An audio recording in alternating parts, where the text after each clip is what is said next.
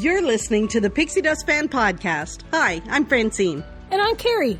We're two best friends who can't stop talking, usually about Disney stuff. Sometimes we have fascinating guests, and sometimes it's just us. But it's always positive and fun. We're happy to have you join our chat. Thanks for listening, and let's get started.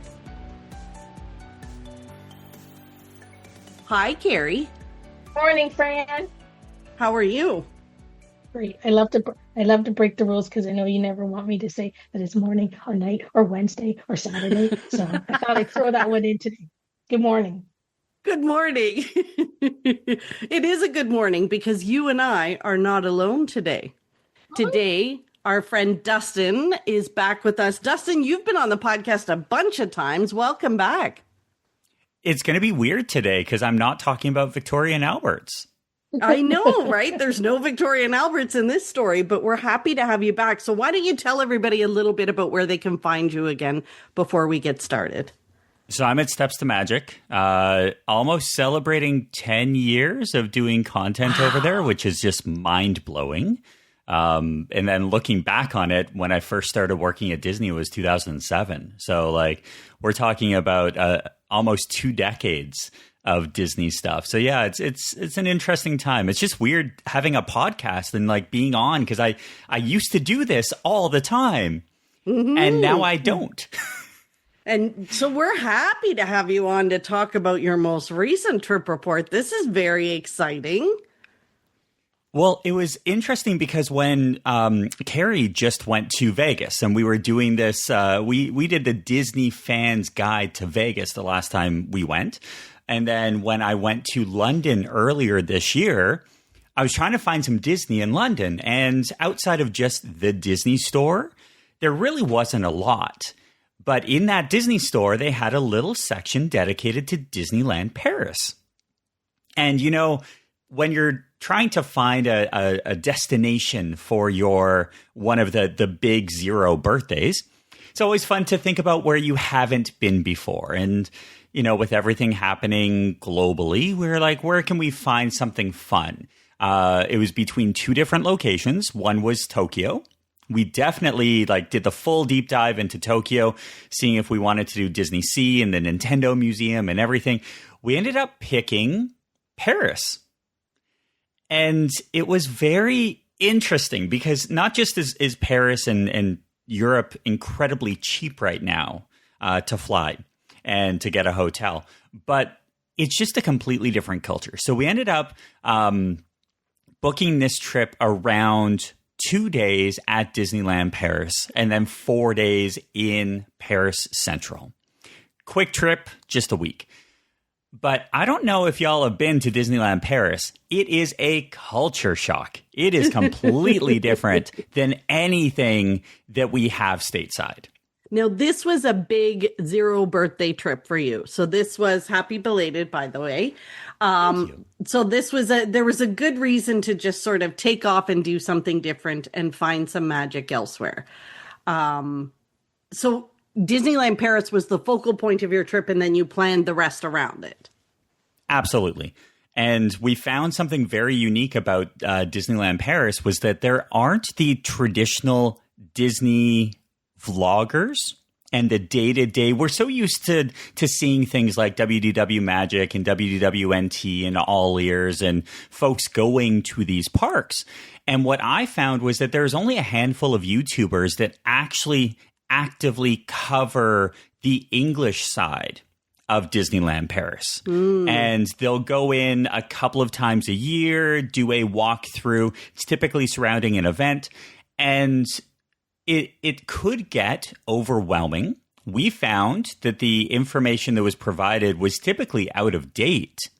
So when we were trying to go through this planning process of 80 days out, 180 days out, 60 days out for dining, for this, we learned at the end of the day, Disneyland Paris is not Walt Disney World.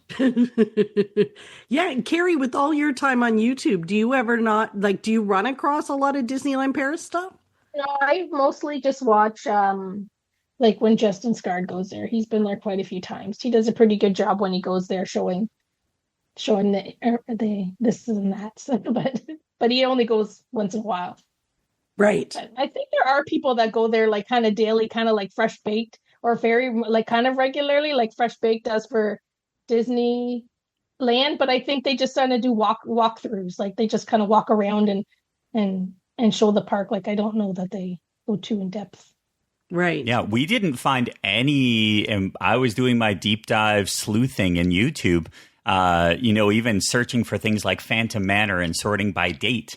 And it was just things like that weren't coming up. So when we ended up booking the trip, there was a lot of anxiety because, you only have 2 days trying to figure out, did we make a mistake? Did we stay in the right place? We actually stayed right downtown in Paris. We showed up in a really interesting part of town. We stayed at a place called the Paris Lafayette Hotel. Very, small, and it wasn't a big place, but it was within walking distance of all of the major attractions in Paris. So we ended up trying to figure out, first off, how do you get to Disneyland Paris?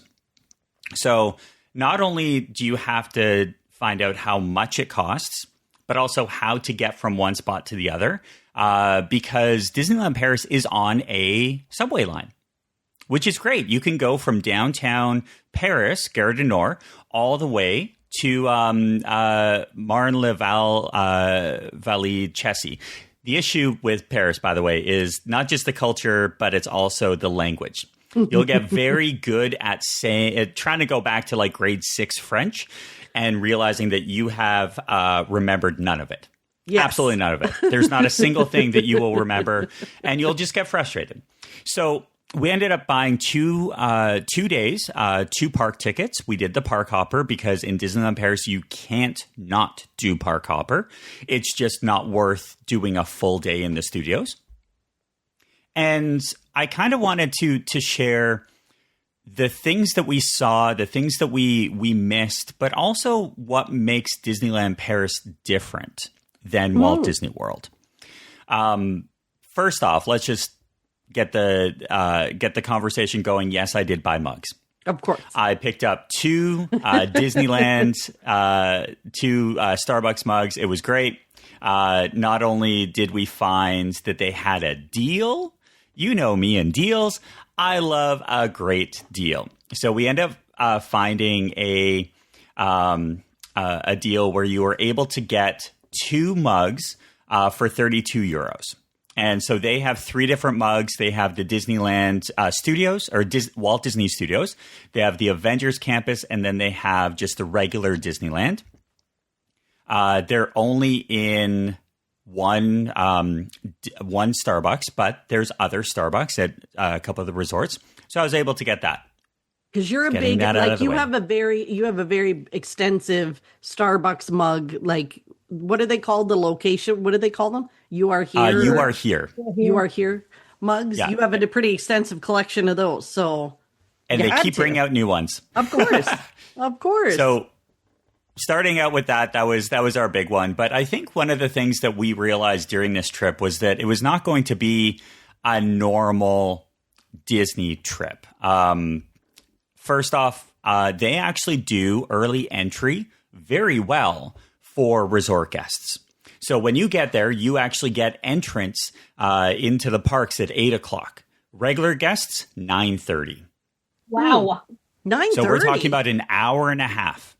And what's really funny is that you don't just like get to go into the park and wander around and then they open up the rest of the park at 9:30. No, you are walking down Main Street at 9:30. There is no separate turnstiles. There's nothing. You're literally, we're opening. They don't have an early morning experience.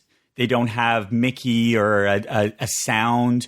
There's nothing really that says we are now open. Although I got to admit, I can't remember what the opening is at the parks because I'm never there. Absolutely. We saw that it made more sense to do early than it was to do late. Right. An hour and a half is huge, really. That's huge. It's massive. And I think if we were to have realized that over 2 days we would have lost 3 hours, worth of stuff, we would have stayed out there. You're right. But lesson learned. So those 3 hours would be worth it to stay at a Disney hotel. Absolutely. The tough part is that there are only a handful of Disney resorts out there, and they are all very similar. I'll show you photos. But what we ended up doing on day one was we had to get our e-tickets out of the way. So the first thing we did was Big Thunder Mountain. Big Thunder Mountain is completely different out there. You actually go under the water in your train because the entrance queue line is on mainland, where the entire coaster itself is on an island. Cool. Which is very cool. Very cool. From there, we went over to Phantom Manor. Phantom Manor is completely different. As most people know, there's a haunted mansion in every park worldwide, but they're all in different lands. This one was in Frontierland.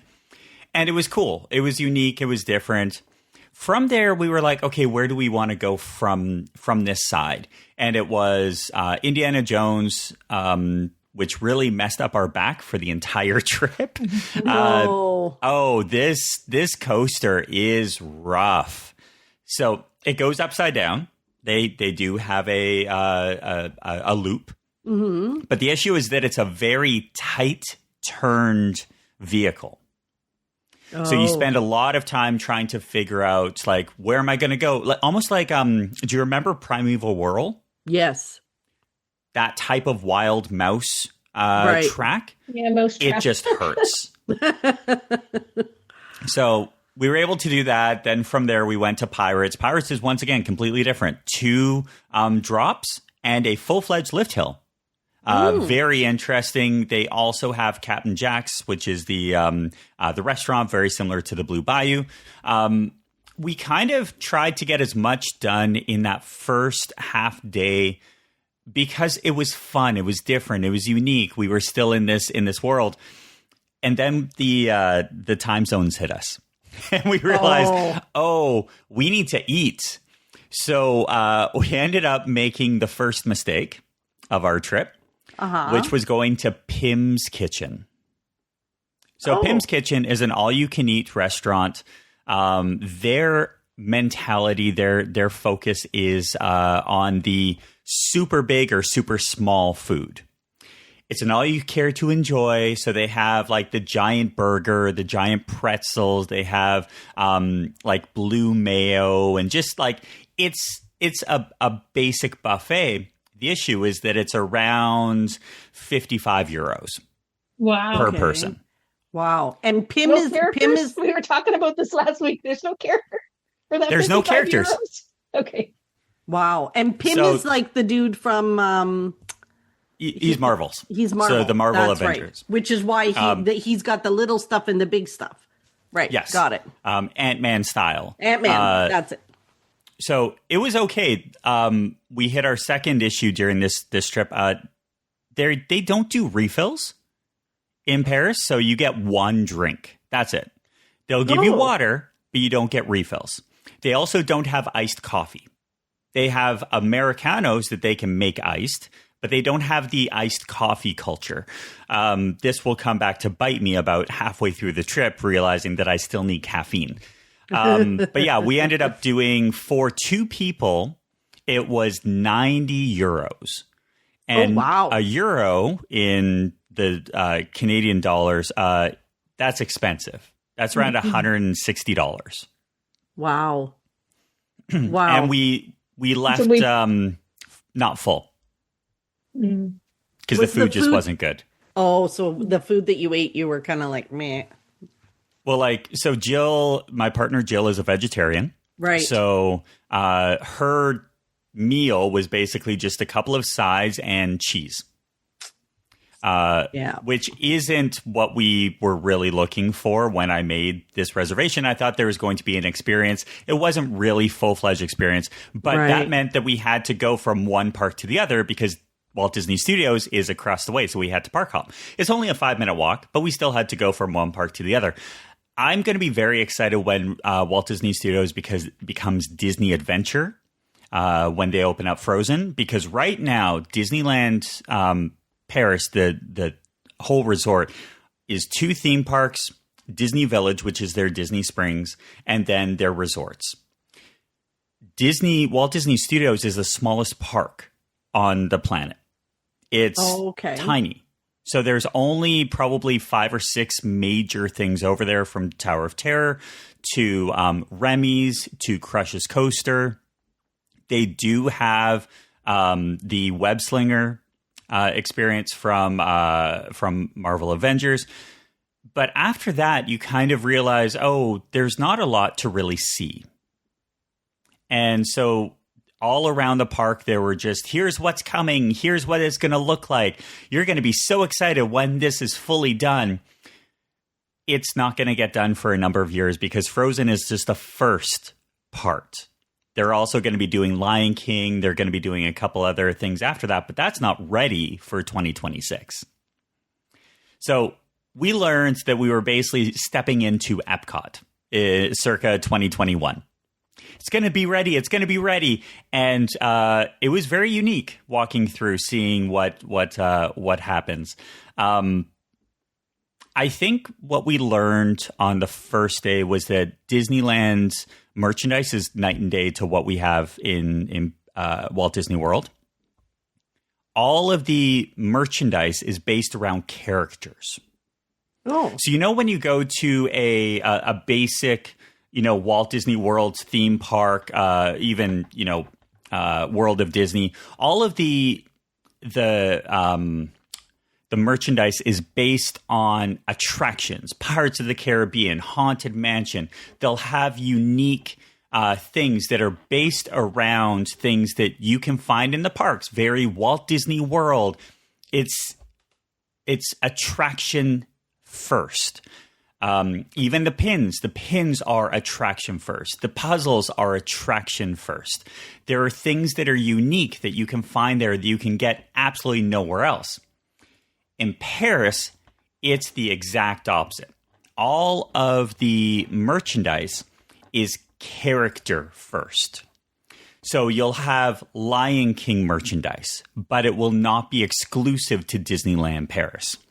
They will have Web Slinger that will not be exclusive to Disneyland Paris. It's a lot of Stitch. Everywhere you look is just Stitch.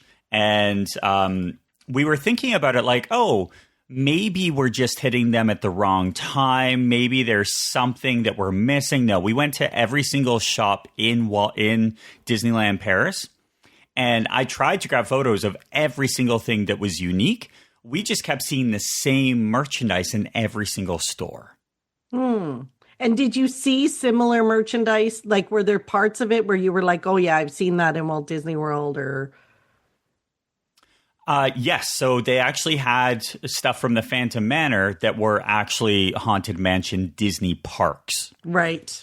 Got it. And even the 5 or 6 things that they had for Phantom Manor, it was only in a single shop in Disney Village. So they very seldomly had anything. They didn't have anything that was like, oh, wow, this is something that I want to bring home. That's so we learned this very early on. That's interesting. From a Disney point of view, the big miss was that they had not adapted to the consumerism that is big in Tokyo or Disneyland or Walt Disney World. And this goes all the way to the resorts. Like, we went around the lake where they had all of the different resorts, and we checked out the Hotel New York. And we were so excited because you go into these hotels and people are spending a lot of money to stay here. And inside the hotels, they have shirts. They have merchandise that is dedicated to that hotel. And then you went to other hotels and they didn't have the same level of integration. So they went kind of 2 steps in. And then kind of we're like, oh, no, we've done our best. Right. And when you're a merch fan, like we are, I always look towards what it is that we can bring home. And it was just a lot of stuff that was licensed by Disney. It felt like you were not at a Disney park, or it was almost like you were going to a spot that wasn't quite Disney. They had some of the Disney elements, but it was the same merchandise at every single shop. And we learned this very early on. The Disney Village is very small. The parks are very small. They had some unique things, like they had some tarot cards that were dedicated to the parks, but they were based around global discussions. So a lot of characters and a couple of things from the Haunted Mansion, but there was nothing from any of the other things. There was nothing. We didn't find a single thing from Hyperspace Mountain. We didn't find a single thing with any of the brands that you would typically see. Nothing from Small World. Even the pins. There was only probably one or two pins that were dedicated to that location, which was very interesting for us. Is it just me, or isn't it weird to think of tarot cards with Mickey and Minnie on them? Like, yes. It's just, I don't like to, I don't know. It's weird. It's just weird. The other thing that I'll share is that we were there September 8th and 9th. Mm-hmm. Not a single piece of merchandise for Halloween. No. Halloween didn't start until October 1st. Hallelujah. That's the way it should be. But they had Christmas already. Oh, my goodness. At least one instead of both, I guess. Yeah. Wow. So Disneyland Paris has a couple of things that were very unique to that world. They're really big into the shoulder characters, where we saw them a lot. Actually, the first time that I saw the real characters were in Pandora, when they had the Ikron that you can put on your shoulders, and they would kind of do their things. Over there, they have a bunch of these shoulder plushes. Once again, not a single one that is dedicated to a non-character. Everything is just licensed. Did you see people walking around with them on their shoulder, or you just saw a lot for sale? I saw a lot for sale. I probably saw, half a dozen. It was typically kids or annual pass holders. That goes to my next point, which was it's very interesting. And behind the scenes, I'm sharing photos right now with the team, so that way everyone knows kind of what I'm talking about. But if you look at any of these people, no one has bags. Not a single. When you're walking around Disneyland Paris, people don't have merch bags. Are the bags don't have merch bags? There's not a single person walking around with merch bags. Why? So the consumerism side of Disneyland Paris isn't we're going to go and buy something. It's we're going to go and experience Disneyland Paris. We're going to go and see the attractions. We may get some food, although Disneyland Paris is known, and I can attest to this firsthand, as the worst Disney dining on the planet. It has opportunities. There's nothing bad. It's just they don't have anything that you're like, I'm going to go to Disneyland Paris to get this.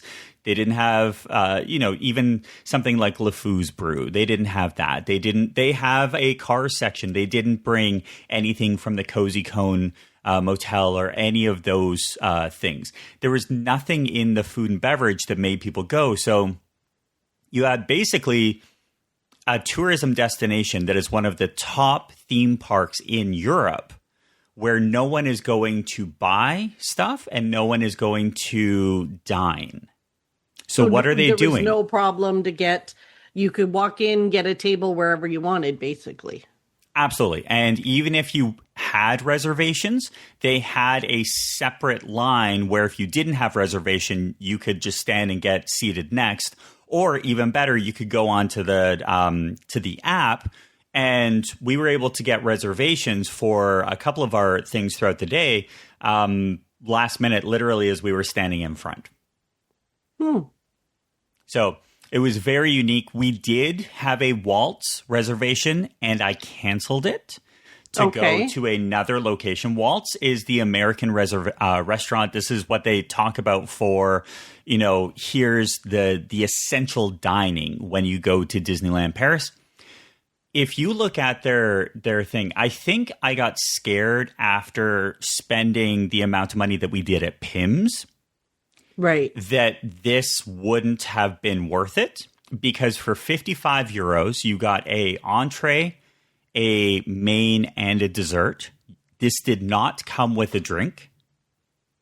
So you would then have to spend another probably 7 or so euros. 6 euros for a Coke. So on top of that, so that's 61 euros per person.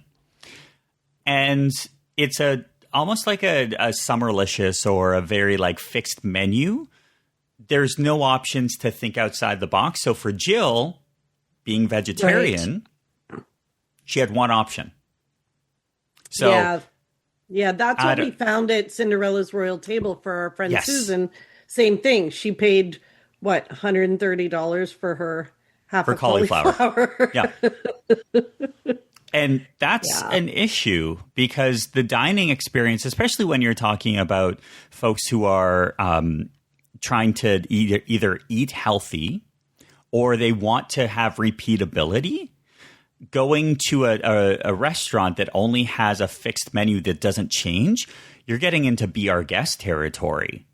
And that's not a good thing, because after a while, you're not going to go back. Right. So, it was a very interesting thing. The fun part, though, I always look at the good and the bad, was that we were able to close down a couple of attractions. So Disneyland Paris closes, I think, around 9 or so, but Disneyland Studios closed at 8. So we ended up jumping over to do Crush's Coaster, which is one of the coolest attractions. It still hurt my neck. It's a full-fledged roller coaster. What they show you on the outside with everyone, kind of going through on their clamshell. Yeah, you go in that little section and then you go into a full-fledged roller coaster. So you didn't know that before you got on it. Got it? Nope. Yeah. I was excited. I thought that it was going to be like Living Seas. It was not. And then we ended up walking back to Remy's, and it was great because we got back there at 7:59. We were the very last guests to go on the attraction, which meant that fun. I got a full ride video of the entire thing with no one else on it. So that's awesome. That was kind of fun. It's the same attraction as what we have in Epcot, so it's not like it's anything special. I think that's the other thing, was that there was only probably 4 or 5 attractions that were actually different. So, and the rest you've experienced in the other parks. Yeah, or they were similar enough. Right. And that's another thing. Here's something that I didn't realize that I should probably talk about. When folks are flying to Paris, they tend to frown upon certain things that you pack. You're not allowed to bring, in some places, batteries. You're not allowed to bring anything that's, kind of pointy, nail filing. Yeah, I'm still trying to figure out how Disneyland Paris is able to sell the Eiffel Tower, thinking that people are going to be allowed to bring that on the plane. They're a little pointy at the end. A checked luggage. Who checks luggage anymore? Me. I would have 2 suitcases going to Paris, I think. You wouldn't be able to make it through. Everything out there, because you're having to like drag your suitcases everywhere. They don't have escalators. Most of the subway stations are stairs. Yeah, can you imagine? But I would be one of those people in the parks with the merchandise bags. Yep, absolutely. So and you would be probably 1%. Yeah. Yep. They'll be like, oh, you're from, you tend to go to Disney World. We understand. Yeah. But even I think you wouldn't be able to have the same kind of excitement, because I didn't find a lot. I found a couple of things for my friend Jordan, who asked for a Phantom Manor thing, so I was able to pick Right. something up for him. But I kind of walked out with, the 2 mugs and a coloring book. Oh, interesting. Yeah. By the way, day 2, we realized very early on that we didn't have to be there early. So we ended up doing a start at Earl of Sandwich. They have there you go. They have a breakfast, which is actually really interesting. It's a early morning where they have American breakfast and a non-American breakfast. I think they call it the French breakfast. And it's actually really good. It's, one is €6, the other one is €7. And it's a good way to get through the morning because when you get out there, you're spending so much effort and time to find that location. And then when you get there, you're like, I am so stressed. I don't want to just go and hang out in the hotel, in the Disneyland hotel, because there's nothing there. So at least some of the restaurants have something. So a French breakfast served until 11:30 at Earl of Sandwich is $6, which gets you a hot drink or an orange juice and a croissant or a pain au chocolat. The American breakfast is a cheddar, egg, and bacon sandwich, and then an orange juice or a hot drink. That's the closest that we got to early morning caffeine. There was interesting. They had a whole English breakfast there with beans and sausage and all that stuff for the English coming over. A full English. Yeah. So there's a lot that went in. Jill wanted me to mention that on Hyperspace Mountain, when she got off, because it's a full roller coaster, it's the over the shoulder restraints. Oh, I like those. Yeah, it's great unless you have long hair. Because when she raised the bar, a huge chunk of her hair got ripped out. Oh, yeah. Yeah, I forgot about. Sometimes that happens. Yes. It's the little things you don't realize until you're like, oh. But yeah, when we went for lunch, we went over to the Silver Spur Steakhouse.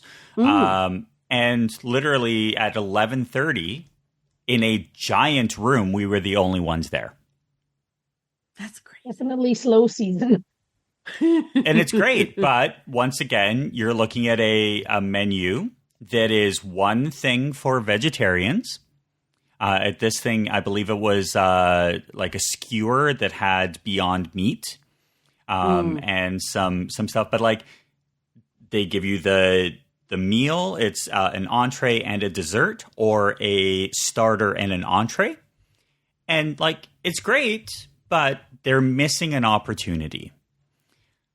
What about the everywhere castle? you go.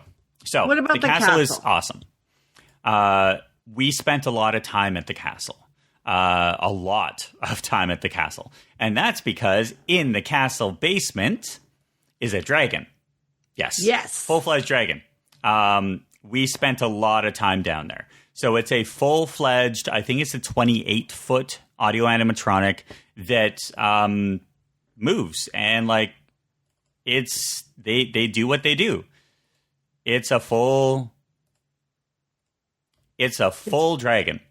It's pretty cool. And they have an absolute blast. You go down there, and we just watched it for let's see here. 7:07 was when we left. We started there at 7.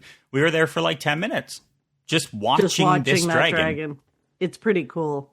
Yeah. The park is gorgeous. Everything about Disneyland Paris is spectacular. It is a photogenic experience everywhere. You can grab amazing photos. But you can have a really nice park and also take the other parts of a Disney park and make it so it's reasonable and you have things that are unique that work out perfectly. And I'm just sharing a photo right now of the pins.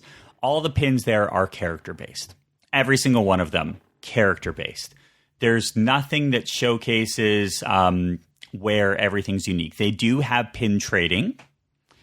And what's unique about the pin trading there is they'll have a pin board where you'll be like, oh, cool, I'm going to go in and do a pin trading. But their pin trading is based on the style of pin that you have to trade. So you have to trade like for like? Like for like. If it's a character, trade it for a character. If it's a hidden Mickey pin, you have to trade it for a hidden Mickey pin. If it's a special pin, that like a normal pin, you can trade it for that. The instructions are all in French. Mm-hmm. This is the one part of our experience. They didn't have English instructions. So I didn't know. Just kind of that. Because it's different. Because at the American parks, like pin trading's a gong show now. Like it's not fun anymore. So that like at least adds a layer of rules. Getting, like for the people that actually want to trade and get like a decent pin that. But there's no good pins. Well, have you looked at a pin board in Florida? Yeah, I have. They all look like they've been run over by a truck. At least those ones look like the rack pins at the bottom. Again, maybe not. This isn't meant for anymore for like the serious pin traders, but at least I did get the Miko pin, but I had to trade something that was interesting, so I left a Hollywood Studios pin. So the next person is going to have a really good pin. Yeah, that's very different. You're right, Carrie. Like the pin trading in Walt Disney World and stuff like that, like it is a bit crazy these days. It's not well run and a bit out of control. So at least this gives it some, but only if you can understand the rules. So if they're in French. Yeah, exactly. That's the thing. And did they have cast members? Yeah, did they have cast members standing there like to help or They did, but most of the Disney cast members and Disneyland Paris is very unique. They are not on the same outgoingness as a Walt Disney World or Disneyland cast member. They kind of just, they're there. They don't attribute or contribute to the story. They're not playing a role. They are just there in case you need something. Part of this was what made Disneyland Paris so unique to us, was that we were walking around expecting to see character interactions and cast member interactions. They didn't have PhotoPass up and down Main Street. There were no PhotoPass photographers anywhere. Interesting. The only PhotoPass that you saw were actually in studios. So you had to go back in time to ask someone to take a photo of you in front of the castle, which was a very unique thing.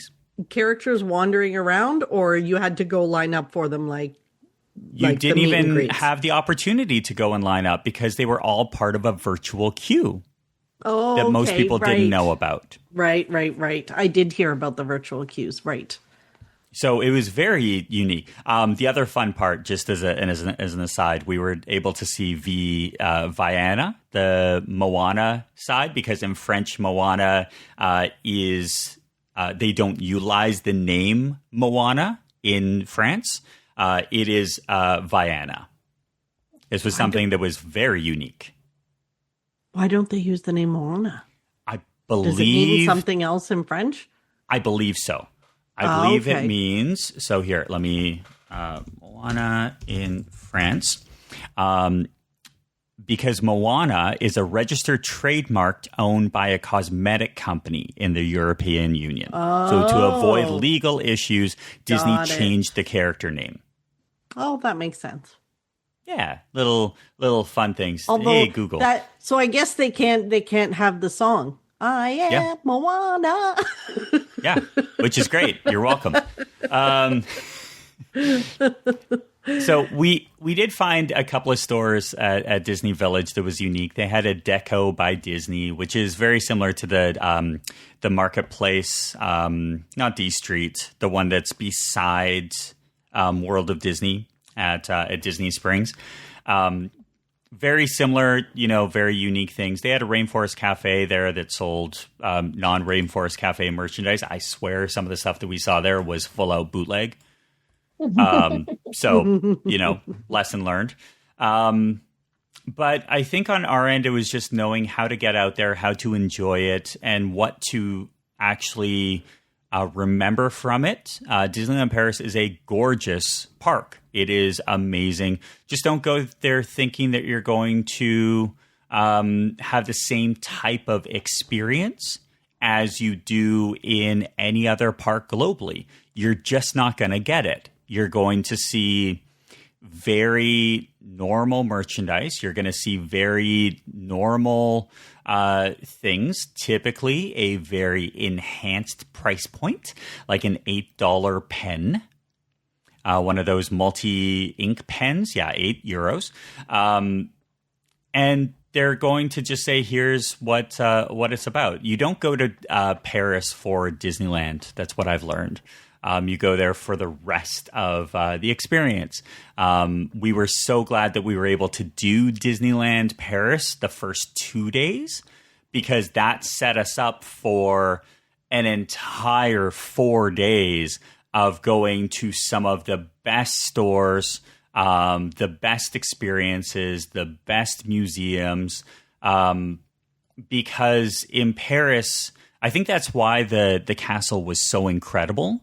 Because there's thousands of castles in Paris. So you have to be unique.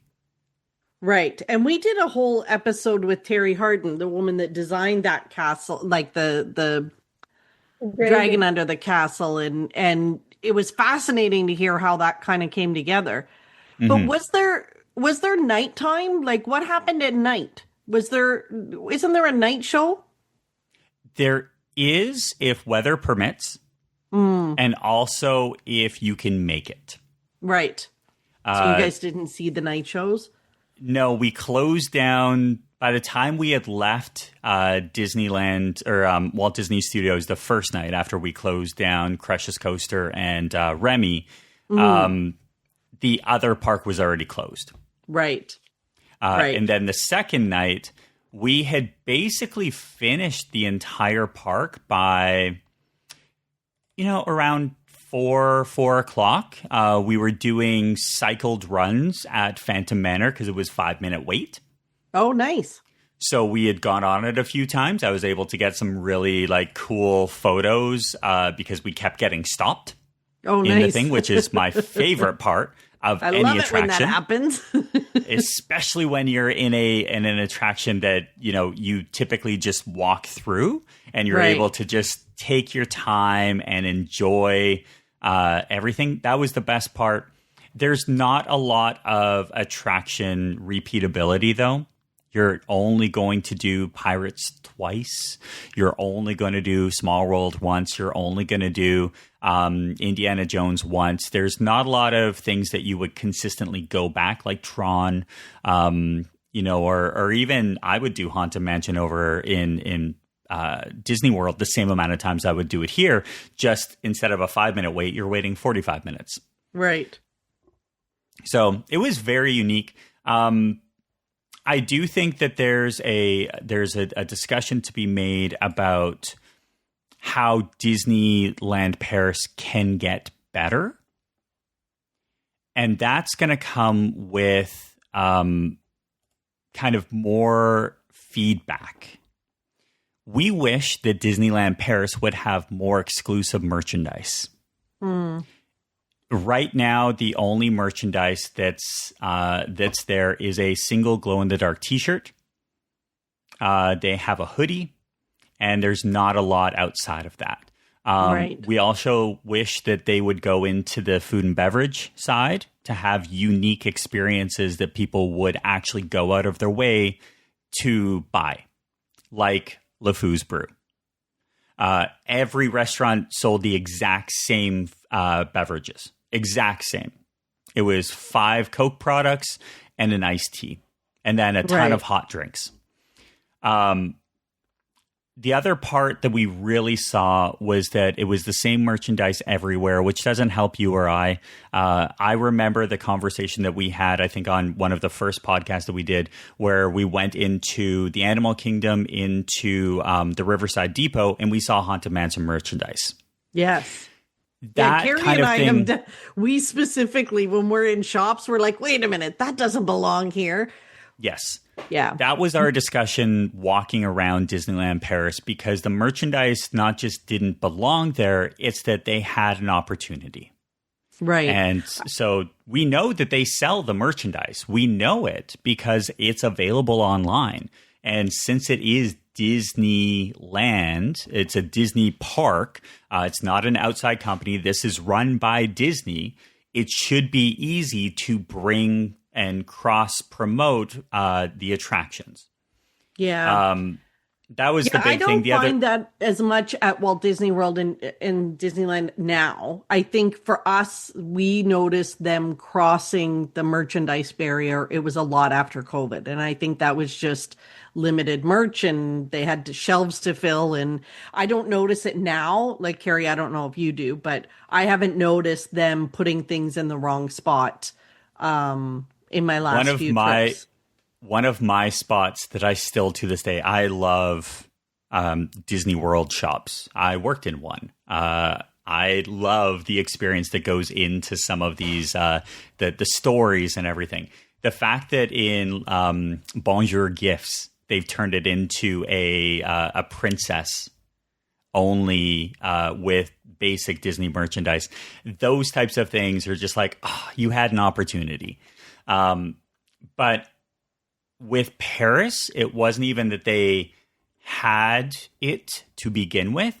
It's that they just kind of felt like they weren't trying. And I think that's because of just the way that the French and their tourists buy. As we talked about, no one's walking around with merchandise. So why would you go out of your way to bring in merchandise that nobody will buy? Exactly. And I fully understand that. Yeah. It's very, I'm assuming it's very strategic for them. I'm sure they've done the analysis, but it's just the true tourists that buy some of that stuff. Like for me, I think that Walt Disney World is, well, like in the American parks, is a little too, like, I kind of like I think that they have the opportunity to add a little bit of stuff to make it a little bit better, but not go the way Walt Disney World is. Like at Walt Disney World, every single place has all the exact same merch in every store. Like we always reminisce about the times when, you know, you'd have to, if you actually you didn't buy that thing at Hollywood Studios, you hoped you had a hopper because the last day you needed to go back in Hollywood Studios because you didn't buy it on your first day. Those are the days we reminisce. And Disneyland Paris to me is like, what I yearn as a Disney Parks fan right now, other than going to Tokyo so that it could be my favorite park on earth, is that I want to be in a Disney theme park circa 1993. And to me, that's what Paris Disneyland looks like, and I'm all for it. Like you saw, like again, we talked to somebody not that long. Like we talked to someone about Disneyland Paris. I watched Adam the Woo's Disneyland Paris, where he said it's Disneyland California, but with an elbow room. And then looking at all your pictures is like another seal the deal. Like I've got 3 things right now where I'm like, yeah, I got to book a trip to Disneyland Paris because it looks like it's just exactly what I think Fran needs as well. Because the way we talked about the parks, I'm like, I think that park is perfect for me and Fran. This could be us. This could be our park. I'm like, they need to improve. I agree. I think it does need to improve. But like, I would just hope they wouldn't take it to the extent that they do at Walt Disney World, where like it's sort of like they have the opportunity to, like you said, just add that extra stuff to make it unique, but then still keep it the way that it is, but just put in a little bit of uniqueness to like kind of get the, you know, to make people like us happy, but then not go so far that it's all of a sudden it's like everything in the park is one size fits all, like across the board. Yeah. And we did see that though. I will be honest that there were the same shops were selling the same merchandise, the same Disneyland Paris. If you don't like Stitch, you are not buying a t-shirt. Like they just don't have the options. The thing that I'll share is that Disneyland Paris, although gorgeous, still has a way to go to figure out where they want to be in like on the global scale.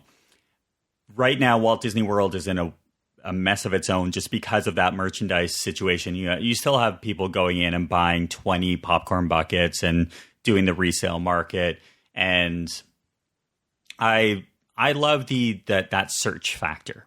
I love it, which is how I was able to get the like I've got a pair of shoes that were like really cool Vans shoes from I think it was from the 50th. And it was like, this is so much fun. And you see it, but they only make so much. And, if you don't get it, you don't get it. There's a difference between finding that destination thing where they're trying to do something unique. And then the other side of just, we're going to make something.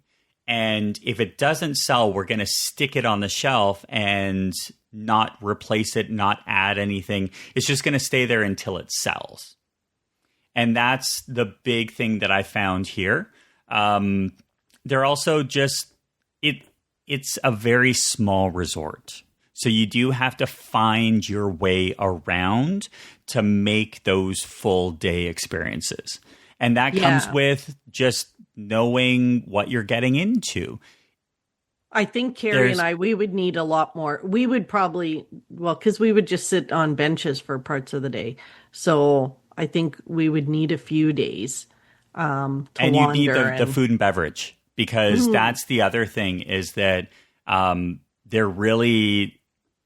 there's some really cool benches. I love the benches. Oh, now you've just sold and people Carrie. Watching. Later on today, I'm going to get a message. Okay, so when are we going? Honestly, benches. go. You had us at benches. Disneyland with elbow room. After I heard that, I was like sold. Done. The benches are great. The food and beverage, they need to update it. Things are just very expensive as well. We found a bag that just said Disneyland Paris on it, and it was 50 euros. And it was because it was made by the same folks who made the Spirit jerseys. So it's it literally just says Disneyland Paris. It's a Spirit jersey. It's a grocery tote bag, what it looks like. And it's 50 euros. But then you got to wonder, too, like there are bags and stuff in Walt Disney World. Now, granted, I know they're not just tote bags, but if you didn't know anything about, some of these designer names, you'd be like, what the heck is this? Why would anybody pay $400 for this bag or whatever it is? 100%. Like some of it's just, and it totally makes sense because Dustin, your other alter ego is at Retail Insider. So you're very focused on the retail aspect, the merchandise and stuff like that. Not there anymore. Left a year ago. Not Retail Insider. What's yours? Flipping Six heck. Retail. It's Six okay. Retail. I do love retail. I love retail. And the immersive lab. We know you're a retail special. That's your expertise. I love retail. I love gift shop, which is why anyone who's traveled with me to Disney World and Universal know that I've rope dropped the confectionery. Right. I have rope dropped that's who I am as a person. And you saw the struggle that I had. Yeah, for sure. I did find something so cool, though. What's that? So I only found it once. And yes, I bought it. And it's okay. Jill isn't listening to this podcast. This is Jill's Christmas present. Oh. I got her a Disneyland Paris for her, is it her Loungefly? Yeah, she has a skeleton dance Loungefly. Okay. And this is a organizer that can go into any Loungefly. Oh, cool. Oh, that's cool. I only saw it once and I had to buy it because it was a Disneyland Paris, but it's basically an expandable organizer that you can put into any. Fun. It's fit. It is branded. It is made by Loungefly. Is the first time I had ever seen one. I've never seen anything like that before. And it was only 30 euros. So instead of buying a t-shirt or buying something like that, we were able to get this. I had never seen it. I want it to come because I think that there's a group of individuals that need organization in their backpacks. Yes. Mm-hmm. So that was one of the coolest things that we found, which is why I bought it. When you find something cool, you have to buy it. Absolutely. Absolutely. Oh, I love that. Yeah, Disneyland Paris, there's a lot of stuff you can do. I just think there's more that we need to talk about by way of like bringing them up to the standards. And I'm hoping that with the global situation that's happening and people are traveling more to other global destinations like London, like Tokyo, like Paris, maybe these destinations will realize that and I don't want to call it Americanized, but to bring the consumerism up helps everyone. The more that people buy in your stores, the more that people can employ more people and you can do more and you can buy more as a retailer when people actually support your business. Very cool. So would you go back? We would go to Tokyo Disney. We would do Tokyo Disney Sea. We would do Walt Disney World. I still have to do Epic Universe. We'd probably do Disneyland. We'd probably do Shanghai. I think we would go back here before we did Hong Kong. Okay. Just putting it on the list. We would go back. It's not a negative. It's just they didn't have any. And then with their Frozen Land, they're getting the same Frozen ride that we had at Walt Disney World, which I still find hilarious that they're building the same thing over and over, even though it's just Maelstrom. Right. But that's just me. It's a good ride, though. It's a good ride. It's great. You get to go backwards. The Frozen fans love it. Yeah. I just like anything that's unique. Yes. I think the difference... They figure they don't need, like, it'd be interesting to know the true why. Like, I know the bottom line is always the true why, but they're just not there yet. Is it going to come when like that expansion's completely done that they're going to say, okay, we've upped the merch game, or do they truly know? Like, is it 95% Europeans that go and they don't care about merch and they apparently love Stitch? Like, it'd be so interesting to really like understand the true reason, because you're right. Like, why not? Like, why wouldn't their merch game be up? Because merch is merch. Like, Disney fans are Disney fans, or we thought they were. Like, why wouldn't it be up to snuff like everything else? Yeah. It's weird. But I think they must do their research in the different locations to figure out, like, I remember going to Alani and thinking, like, who is this bear? This Duffy bear? Like, where did this bear come from? And why is he all over this Disney resort? Like, it didn't make sense to me, but it's because what was important to them. And, and I guess maybe, when you look at Disneyland Paris, like, what percentage of the visitors to Disneyland Paris are people that go to... Look at that orange Fanta. Sorry. Oh, my Lord. So we'll be booking flights later today. Carry on. Sorry, they have Carrie's orange Fanta. We're going. Yeah, like, I wonder how many people going to Disneyland Paris are actually people who have gone to the other parks as well, right? Like, is it 95% of their visitors, this is the only Disney park they'll ever go to?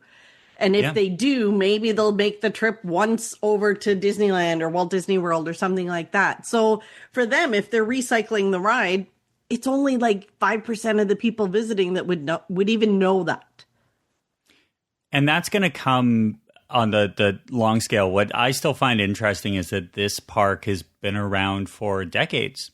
Mm-hmm. They know who they are. They know their customer. They know their guest. They know their cast member. They know what to expect. I just think that in 2025, going into 2026, knowing that that people are looking for experiences, Disneyland Paris didn't have that wow experience. They didn't have anything that went even close to Victoria and Albert's. Because I wasn't able to book it. And And not even to book it, like Jill couldn't eat in a lot of the restaurants. It was the same thing over and over. They didn't have the add-ons. I think the only thing that they really did was they had the all access pass thing that they, not their fast pass, but pretty close to it. And when we were there, the day pass, because they sell these, they sell them based on the experience. So you're able to go in and ride an attraction at any point during the day, and it's their premier access. Mm-hmm. The premier access for the days that we were there were €250. Wow. Wow. But and you look said at that, like you waited in line 5 minutes for Phantom Manor, so yeah. And the only reason why some of the attractions were slow, like our Crushes coaster, we waited in that for 40 minutes, was because at the end of the day, everyone's trying to get their premier access in. So they're loading continuous premier access, which hurts everyone. It's kind of like that old Fast Pass thing where you always wanted to get your Fast Pass done first thing in the first 5 minutes, or you wanted to wait until the very end. Right. So same idea, but I think like it's a gorgeous park. There's a lot of things to look at, but as soon as you've seen it and you kind of judge it against others, that's where you kind of go wrong. Carrie, I think we're going to have to go and see it for ourselves. What do you think? I think so. There were lots of things that just sold Carrie. So the benches, the elbow room, and then I think you just completely sealed the deal with the orange Fanta. Well, I know there's orange Fanta everywhere in Europe. I just had to point it out because it's there with the good stuff. Well, like it was the whole thing, like about, what was it, our MSC cruise? We wish we had upgraded our stateroom because they had orange Fanta apparently in the European concierge. Fanta in the yacht club bar fridges. So if we ever do another MSC cruise, we have to upgrade.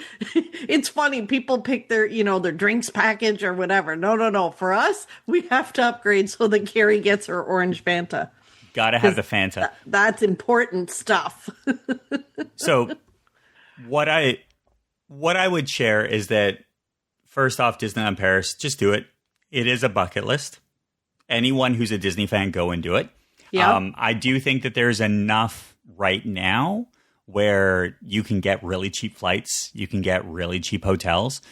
Just go and travel.